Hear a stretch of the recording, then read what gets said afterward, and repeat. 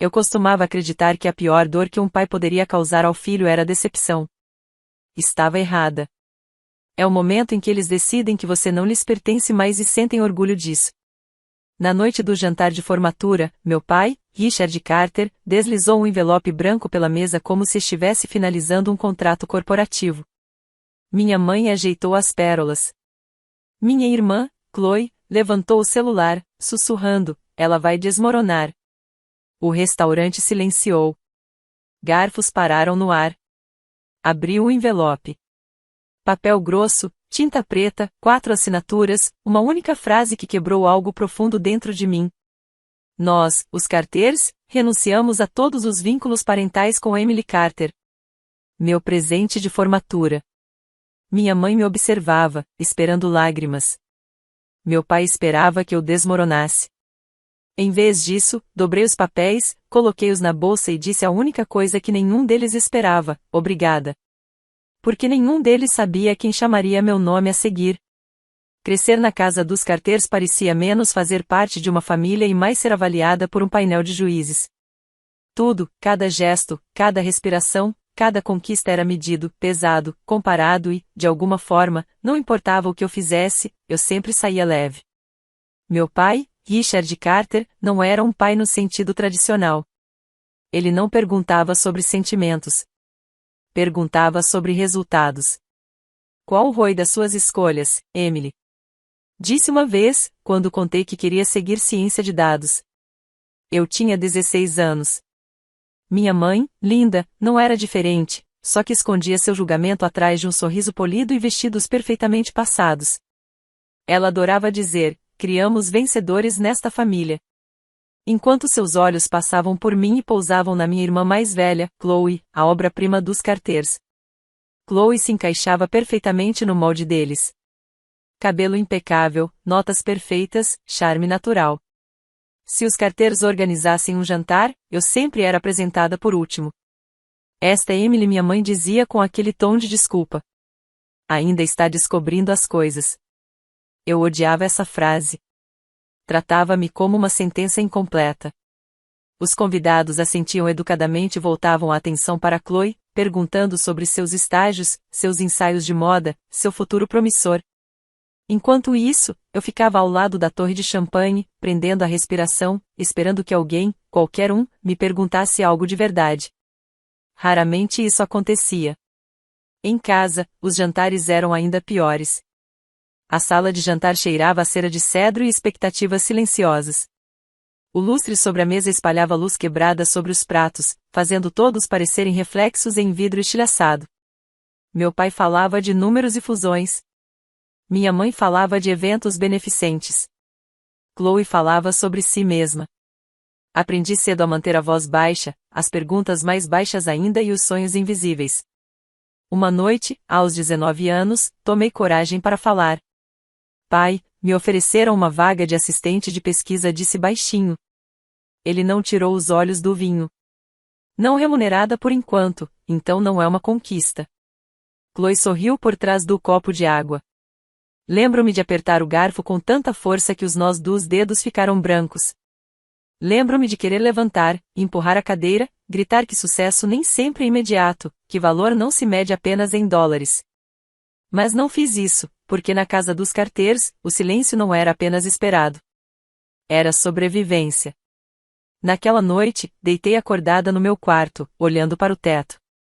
As paredes eram finas. Eu podia ouvir meus pais elogiando Chloe por sua disciplina, seu potencial, seu brilho. E naquela escuridão, percebi algo que me acompanharia por anos: eu não era a filha de quem eles se orgulhavam. Eu era a filha que eles apagavam. Mas ser apagada tem uma consequência estranha. Você aprende a se reconstruir silenciosamente, com calma, a partir dos pedaços que eles não notaram.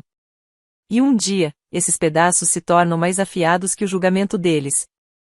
As pessoas assumem que ser aquieta significa que você não está tentando, que você não está lutando. Mas quieta não significa fraca. Quieta apenas significa que ninguém se deu ao trabalho de ouvir. No meu segundo ano, comecei a acumular conquistas como se fossem armaduras, bolsas de estudo, estágios de pesquisa, prêmios acadêmicos. Se havia uma competição, eu me inscrevia. Se havia uma palestra, eu participava. Vivi tanto na biblioteca que os seguranças noturnos começaram a decorar meu pedido de café. Uma tarde, encaminhei um e-mail para meus pais. Eu tinha ganho um prêmio nacional de mérito, entre os 1% melhores. Parecia algo grande, algo que eles não poderiam ignorar. Minha mãe respondeu 6 horas depois. Parabéns, querida. Ocupada hoje. A gente conversa depois. Nunca conversamos. Chloe me encontrou na cozinha naquele fim de semana, encostada no balcão de mármore como se fosse dona do chão. Me disse ela, jogando o cabelo perfeito para trás, você é inteligente. Tá, quero dizer, tipo nerd inteligente. Mas você não é o tipo de inteligente que chama atenção. Fiquei paralisada. Chamada atenção por quem? Pensei. Por alguém que importa? Ela disse aquilo tão casualmente, como se fosse um fato óbvio. Depois foi para mais um ensaio beneficente, daqueles em que ela sorri para as câmeras e afirma querer ajudar o próximo, apesar de nunca ter trabalhado em um emprego comum na vida. Eu já deveria estar acostumada, mas cada vez que me descartavam, uma pequena parte de mim quebrava, e outra se fortalecia. Naquele período, meu professor, Dr. Hudson, se aproximou de mim depois da aula. Emily, você já pensou em trabalhar com pesquisa aplicada em inteligência artificial? Pesquei, surpresa. Eu? Sim, você. Você vê padrões que outros não percebem. Tenho um projeto e acho que você seria perfeita para ele. Aquele momento mudou tudo. Entrei em uma pequena equipe, apenas eu, Maia e Lucas, trabalhando em uma inteligência artificial de roteamento preditivo para empresas de logística. Não era glamouroso, mas tinha significado. Passávamos noites comendo pizza fria, codando até o amanhecer, discutindo algoritmos, rindo dos bugs do sistema. Foi a primeira vez em anos que me senti vista, igual. Claro que minha família não entendia. Em um jantar de domingo, minha mãe perguntou como estava a escola. Falei sobre o projeto de inteligência artificial. Ela piscou 2 vezes, confusa. Inteligência artificial em logística? Disse. Alguém se importa com isso? Meu pai não tirou os olhos do celular. Emily, se você vai gastar tanto tempo com algo, certifique-se de que seja lucrativo. Vai ser, respondi baixinho. Ele murmurou um som de desdém que dizia que não acreditava em mim. Mais tarde, naquela noite, no meu quarto, olhei para meu laptop aberto, linhas de código brilhando em azul. Parecia um mundo diferente daquele que existia lá embaixo. Um mundo onde as pessoas construíam coisas, criavam coisas, em vez de destruir os outros. Meus esforços não eram suficientes para eles, mas estavam construindo algo maior do que a aprovação deles. Pedaço por pedaço, aqueles esforços se tornariam exatamente aquilo que eles nunca esperavam. 2 dias antes da formatura, o grupo de família no WhatsApp acendeu com 3 bolhas, 3 nomes, Richard, Linda, Chloe, e surgiu uma mensagem. Jantar de formatura da Emily, Maison, Aurélia, 19 horas. Vista-se adequadamente. Sem emoji, sem carinho, apenas ordens. Cliquei no link da reserva por hábito. A lista de convidados apareceu: Carter, Richard, Carter, Linda, Carter, Chloe. Não havia Carter, Emily. Meu próprio jantar de formatura, e eu não estava na lista de convidados. No início, pensei que fosse um erro, um bug, um problema de formatação. Então Chloe me enviou uma mensagem privada. Não pense demais. A frase ficou presa no meu peito como um aviso, como se ela soubesse exatamente o que estava dizendo e o que estava por vir. Fiquei olhando para o celular por muito tempo, esperando uma mensagem de acompanhamento. Algo normal, algo de irmã. Nada veio. Naquela noite, meu apartamento parecia mais frio que o habitual. Sentei-me na beira da cama, passando fotos antigas de família, os retratos cuidadosamente encenados dos Carters, Natal, Brunch de Páscoa, Chloe no centro, papai com a mão orgulhosa sobre seu ombro, mamãe inclinada para a câmera mais próxima, e eu, Emily Carter, sempre ligeiramente à margem, meio iluminada, meio vista, meio incluída. Havia uma foto da qual eu não conseguia desviar o olhar. Chloe, sorrindo amplamente, segurando a carta de aceitação para Stanford. Eu estava atrás dela, borrada ao fundo, segurando a bolsa da câmera, não o holofote. Minha infância inteira poderia ser resumida naquela foto. Fechei a galeria, abri de novo, fechei, abri novamente. A clareza foi tão aguda que parecia um corte. Minha família vinha se preparando há anos para me apagar. Os sinais sempre estiveram lá, o jeito que meu pai evitava contato visual quando eu mencionava minhas pesquisas, o jeito que minha mãe elogiava a Chloe publicamente, mas me elogiava só em particular, quando ninguém podia ouvir, o jeito que Chloe dizia nossa família como se eu não fizesse parte, a reorganização sutil das cadeiras, os momentos em que eles se apropriavam do sucesso de Chloe, mas tratavam o meu como acidentes. Eu simplesmente nunca me permiti acreditar nisso. Mas agora, vendo minha ausência naquela lista de reservas, no meu próprio jantar, entendi algo brutal: eles não planejavam me celebrar. Planejavam se separar de mim. Lembro de segurar a beirada da minha mesa enquanto as luzes da cidade piscavam contra a minha janela. Carros passavam lá embaixo, cada um lembrando que o mundo lá fora continuava, mesmo quando o seu estava desmoronando. Minha caixa de entrada vibrava com e-mails, parabéns de professores, ofertas de estágio, perguntas sobre projetos, todas conquistas que eles nunca viram ou nunca se importaram em ver. Por um momento, senti uma pontada no peito, uma tristeza silenciosa pela família que eu achava que tinha. Mas por baixo disso, algo mais se mexia, algo firme, constante, um pensamento. Se eles estavam se preparando para algo, eu também estava. O jantar não aconteceria do jeito que eles esperavam. Não desta vez. Eu estava cansada de ser a garota empurrada para a margem do quadro. Na manhã seguinte ao choque da reserva, acordei mais cedo que o habitual, antes do sol, antes do barulho, antes que as dúvidas tivessem chance de rastejar de volta à minha cabeça. Meu apartamento estava sombrio, pintado por linhas suaves de azul vindas das luzes da rua. Pela primeira vez em muito tempo, o silêncio não me sufocava. Ele me estudava. Uma notificação de e-mail piscou na minha tela. Assunto: a atualização da formatura. Emily Carter selecionada como oradora estudantil. Fiquei sem fôlego. O Dr. Hudson havia me indicado para o Prêmio Jovens Inovadores e para o discurso de formatura, algo que a universidade concedia a apenas um estudante por ano. Relembrei o e-mail 3 vezes até que as palavras parecessem reais. Momentos depois, meu celular vibrou novamente.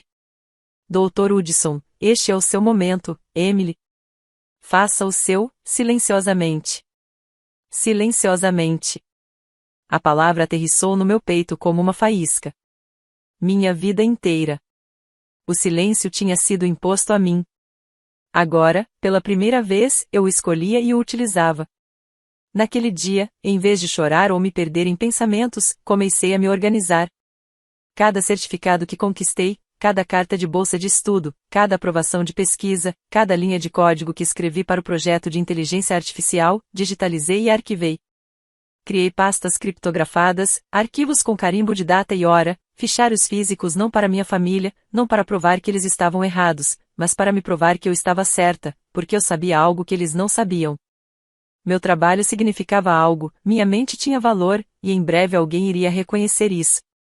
Maia e Lucas vieram naquela noite, braços cheios de caixas de comida e uma empolgação sem filtro. O modelo de otimização está estável, disse Lucas. As simulações atingiram 14%. Isso muda o setor. Maia quase dançou pela sala de estar. Apresentamos na próxima semana e, acreditem, as empresas estão de olho. Contei a eles sobre o jantar, a reserva, a ausência do meu nome. Maia congelou no meio da mordida. Eles não te incluíram no seu próprio jantar de formatura? Lucas resmungou. Sua família é insana. Ri baixinho, não de humor, mas de alívio. Pela primeira vez, eu não estava os defendendo. Naquela noite, depois que eles saíram, preparei uma xícara de café fresca e sentei à janela, a chuva escorrendo pelo vidro como aplauso silencioso. Pela primeira vez, vi minha vida não como uma série de fracassos aos olhos dos meus pais, mas como uma série de vitórias que eles nunca notaram, e isso me deu poder. Reorganizei minha mesa, alinhando tudo com precisão quase cerimonial. Laptop no centro, pastas empilhadas por importância, minhas anotações do projeto dispostas como degraus rumo a algo maior. Depois, coloquei 2 documentos em uma pasta cinza elegante, que comprei anos atrás, mas nunca usei porque sentia que não tinha nada digno de colocar nela. Agora eu tinha mais do que suficiente. À medida que a meia-noite se aproximava, sussurrei para mim mesma. Se eles esperam que eu desmorone, não estão prestando atenção. E talvez nunca tenham prestado, mas o mundo estava prestes a, porque silenciosamente, muito silenciosamente, eu havia começado a subir. A semana do simpósio de startups da universidade parecia estar à beira de um penhasco, aterrorizante, empolgante e irreversível. Todas as noites, até o evento, ensaiei minha apresentação até a voz falhar. Pratiquei transições, refinei visuais, corrigi modelos de dados e debuguei códigos até o ventilador do laptop soar como um helicóptero. Na manhã do evento, Maia me entregou um café com um sorriso trêmulo. Pronta para mudar sua vida? Lucas acrescentou. Ou, pelo menos, destruir o mercado de logística como conhecemos. Sorri, mas o estômago se contorceu. Nos bastidores, ouvi o aplauso abafado da apresentação da equipe anterior. A ideia deles era impressionante, mas a reação da plateia parecia diferente, educada, morna. Quando meu nome foi chamado, a sala ficou estranhamente silenciosa. Caminhei até o centro, a luz do projetor quente no meu rosto, e cliquei no primeiro slide. Sou Emily Carter, comecei. E este é um sistema que não apenas prevê rotas, ele prevê economia. Mostrei os gráficos, as simulações, as reduções de custos, mas a sala só reagiu quando cheguei ao demonstrativo ao vivo. Os números começaram a se atualizar na tela. Custo de combustível reduzido em 14,3%. Tempo de entrega diminuído em 11,8%. Margem de erro próxima de zero. Então, silêncio pesado, elétrico. E, de repente, aplausos. Não educados, não mornos, mas fortes, reais. Quando as luzes voltaram, um homem alto, de terno grafite impecável, estava parado perto do palco, me observando com uma expressão que eu não conseguia decifrar. Ele se aproximou devagar, abrindo caminho pela multidão. Você construiu isso? Sua voz era profunda, firme. Cada linha de código respondi, o coração batendo forte. Ele estendeu a mão. Daniel Brooks, CEO da Brookstone Logistics. Meu fôlego falhou. A Brookstone era uma das maiores empresas de logística do meio-oeste. Seu modelo é disruptivo, ele disse. Mas, mais importante, é justo. Prioriza eficiência sem explorar motoristas ou impor prazos impossíveis. Pesquei, surpresa. Ninguém na minha família jamais me elogiara de um jeito que me fizesse sentir vista, mas aquele estranho fez isso em 5 minutos. Nos encontramos novamente na tarde seguinte, depois 2 dias depois. No terceiro encontro, Daniel deslizou uma pasta pela mesa do café, do mesmo jeito que meu pai um dia deslizaria uma carta de deserdamento pela mesa de jantar. Dentro, havia uma carta de intenção. A Brookstone Logistics queria adquirir nossa tecnologia por 6,5 milhões de dólares, além de me oferecer um cargo de diretora de otimização após a formatura. Fiquei encarando o número até ele borrar, minhas mãos tremendo. Por que eu? Sussurrei. Daniel se inclinou para a frente. Porque você construiu algo brilhante enquanto as pessoas ao seu redor falhavam em perceber. E isso me diz tudo o que eu preciso saber. Por um momento, não consegui falar. Ninguém nunca havia descrito minha luta como força. Quando finalmente assinei o documento, uma onda de calma tomou conta de mim. Não triunfo, não orgulho, equilíbrio. Essa era a vida que eu tinha construído a partir do silêncio. Na semana seguinte, minha família me entregaria a carta deles. Mas eu já tinha a minha, e valia muito mais do que eles imaginavam. Na noite anterior ao jantar de formatura, a cidade do lado de fora da janela vibrava com o calor do verão e o trânsito distante. Dentro, meu apartamento parecia estranhamente quieto, como se o mundo tivesse pausado tempo suficiente para que eu respirasse antes de tudo mudar. Espalhei os documentos sobre a mesa, a carta de intenção assinada, o acordo de aquisição, o relatório oficial de avaliação, o contrato de trabalho, todos carimbados, todos selados, todos reais. O mesmo tipo de papelada que meu pai venerava, exceto que estes não vinham dele. Vinham de mim. Guardei cada documento na pasta cinza elegante que eu havia comprado anos antes, mas que nunca me senti digna de usar. Hoje, finalmente, ela tinha um propósito. Minhas mãos se moviam mais devagar que o normal, quase de forma cerimonial, como se eu soubesse que estava preparando evidências para um julgamento no qual eu não era acusada, mas a testemunha do meu próprio renascimento. Meu celular vibrou. Uma mensagem da minha mãe? Te vejo amanhã, querida. Noite importante. Fiquei olhando para as palavras, sentindo o amargor por trás delas. Noite importante. Ela não estava errada só não pelos motivos que imaginava. Separei minha roupa para o dia seguinte. Um blazer azul marinho, blusa branca impecável, joias discretas nada chamativo, apenas intencional, profissional, o tipo de visual que dizia, eu não preciso da sua aprovação. Eu trouxe o meu próprio. Então veio a parte mais difícil. Abri a gaveta ao lado da cama e puxei um velho cartão de aniversário, aquele que meus pais me deram quando completei 10 anos. Na frente, uma estrela brilhante. Por dentro, na letra da minha mãe, para nossa pequena sonhadora. Eu costumava adorar esse apelido, até perceber que eles nunca acreditaram de verdade. Gostavam da ideia de uma criança sonhadora, não de uma mulher determinada. Coloquei o cartão ao lado da pasta. Passado e presente, lado a lado. Um escrito em fantasia, o outro fundamentado em provas. Um toque na porta me assustou. Maia e Lucas entraram, braços cheios de lanchinhos da madrugada. Não vamos deixar você surtar sozinha, declarou Maia, entrando com tudo. Lucas jogou um pacote de chips sobre a mesa. Tudo bem? Hesitei, depois assenti. Amanhã, eles vão mostrar suas verdadeiras cores. Maia riu, como se já não tivessem mostrado. Rimos, mas havia uma pontada de dor por baixo. Quando saíram, apaguei um pouco a luz e voltei à janela. A cidade brilhava quente, viva, indiferente. A vista me fez perceber algo: minha família nunca tinha sido o centro do meu mundo. Eles eram apenas o barulho mais alto nele. E amanhã, aquele barulho finalmente se calaria. Peguei a pasta cinza, segurei-a por um momento perto do peito antes de colocá-la suavemente na bolsa. Que eles me entreguem a carta deles. Que pensem que estão encerrando algo, porque em menos de 24 horas descobrirão a verdade. Eu não precisava mais de uma família para me validar. Eu havia construído um futuro que se sustentava sozinho. Forte, documentado, inegável.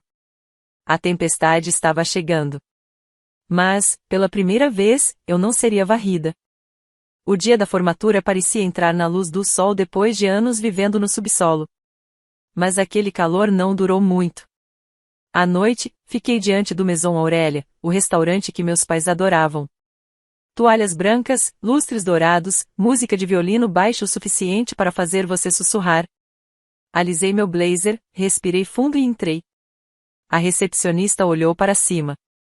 Reserva, família Carter disse. Ela conferiu a lista e hesitou exatamente como eu esperava. Meu nome não estava lá, mas ela forçou um sorriso. Por aqui, senhorita Carter. A hesitação na voz dela dizia tudo. A sala de jantar brilhava sob lustres em forma de cachoeiras congeladas. E, na mesa do canto, minha família estava sob aquele halo de luz cara.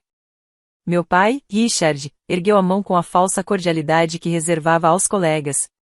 Minha mãe, Linda, sorria como uma política. E Chloe, imediatamente angulou o celular, câmera já gravando. Caminhei lentamente até eles, cada passo ecoando mais alto que o violino. Emily, querida, murmurou minha mãe, levantando-se para beijar o ar ao lado da minha bochecha. Que noite grande. Sente-se, disse meu pai, como se comandasse um funcionário. Abaixei-me na cadeira.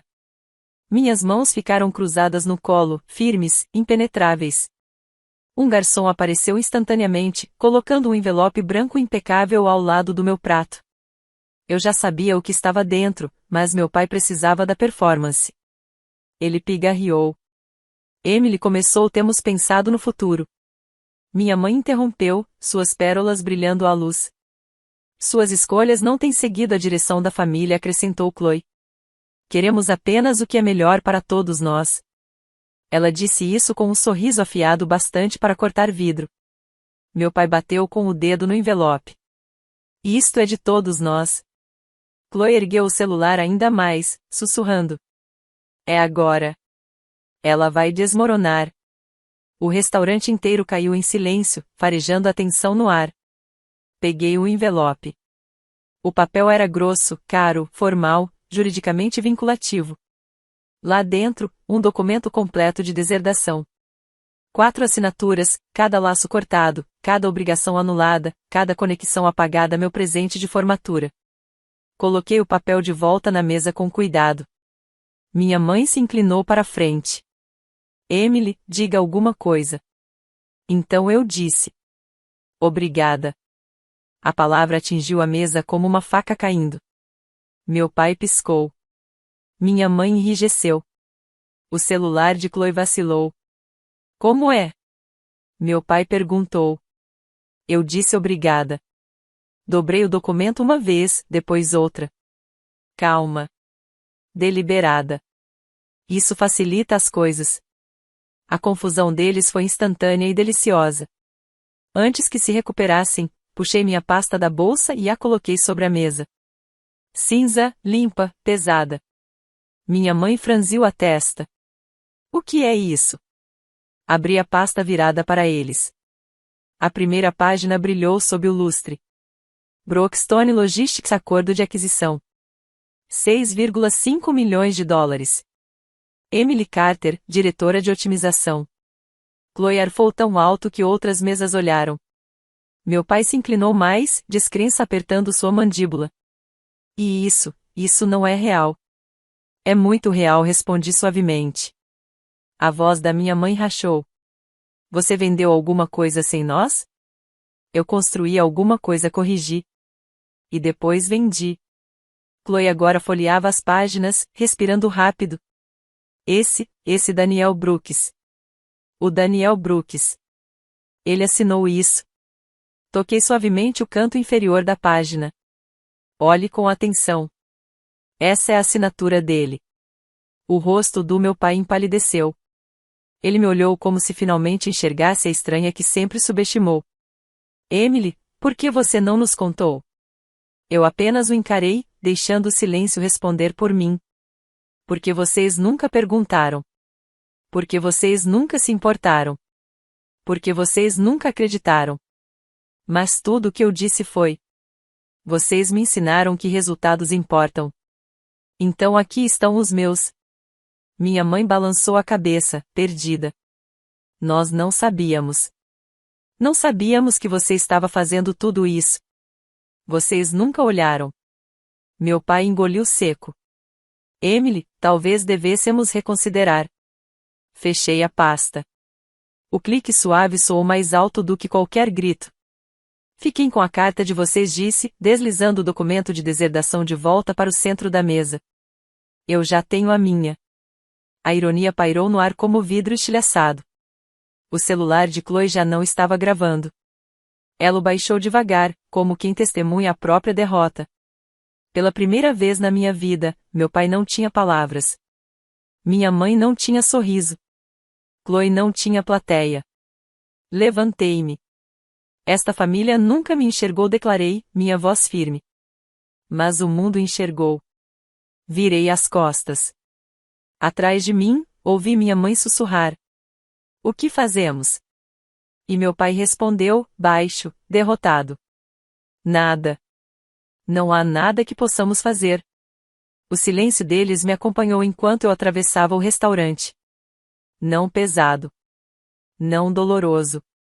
Mas satisfatório. Saí para o ar quente da noite, meu coração batendo de forma tranquila, poderosa. Os postes brilhavam. O mundo parecia maior, mais leve, finalmente meu. Atrás de mim, dentro do restaurante, minha família permaneceu imóvel sob o brilho dos lustres exatamente onde tinham tentado me manter minha vida inteira. Mas eu tinha levantado, saído. E não voltaria mais. O ar da noite fora do Maison Aurélia parecia diferente, como se o mundo tivesse mudado apenas 1 grau. E só eu percebi. Fiquei um momento na calçada, deixando a brisa fresca me envolver, me ancorando depois da tempestade que acabará de atravessar. Meu celular vibrou. Uma mensagem de Chloe. Emily, por favor. Podemos conversar? Eu não sabia que eles fariam isso. Não era para ter acontecido. Fiquei olhando para a mensagem, os pontinhos piscando como se ela estivesse desesperada por redenção. Virei o celular para baixo. Pela primeira vez, o silêncio não era imposto a mim. Era algo que eu escolhia. Caminhei para casa devagar, cada passo mais leve que o anterior. A cidade zumbia ao meu redor, caminhões de entrega passando, carros, o barulho distante de um trem, sons comuns, sons honestos, nada parecido com a perfeição artificial do mundo da minha família. Quando cheguei ao apartamento, as luzes do corredor piscavam suavemente. Destranquei a porta, entrei e soltei um longo e profundo suspiro. Parecia que eu estava segurando toda a minha vida. Coloquei minha bolsa no balcão e deixei a pasta cinza ao lado. Os documentos dentro ainda estavam impecáveis, intocados pelo caos do jantar. Meu futuro parecia o mesmo, protegido, deliberado, inegável. Então peguei os papéis de deserdação. Não os reli. Eles não mereciam isso. Dobrei as folhas cuidadosamente e deslizei-as atrás do quadro do meu diploma recém-imprimido. Um lugar silencioso, quase cerimonial, não escondido, não venerado, apenas colocado em ordem. Evidência do momento em que eles me soltaram. E do momento em que eu soltei. Fiz uma xícara de chá. O vapor subindo em espirais suaves. Pela primeira vez, meu apartamento não parecia solitário. Parecia meu. Meu celular vibrou novamente. Outra mensagem de Chloe. Não a abri. Algumas coisas não foram feitas para receber resposta. Algumas coisas existem para ecoar no silêncio. Fui até a janela e observei a cidade se estendendo à distância, luzes piscando em ritmo, pessoas se movendo com propósito, a vida se desenrolando sem hesitação. E no vidro, me vi refletida de volta. Não a filha esquecida, não a sombra de Chloe Carter, mas uma mulher que saiu de uma sala feita para sufocá-la e ainda assim respirou. Famílias se quebram alto, mas a paz se reconstrói silenciosa. Eles encerraram nosso relacionamento, mas eu encerrei o poder deles.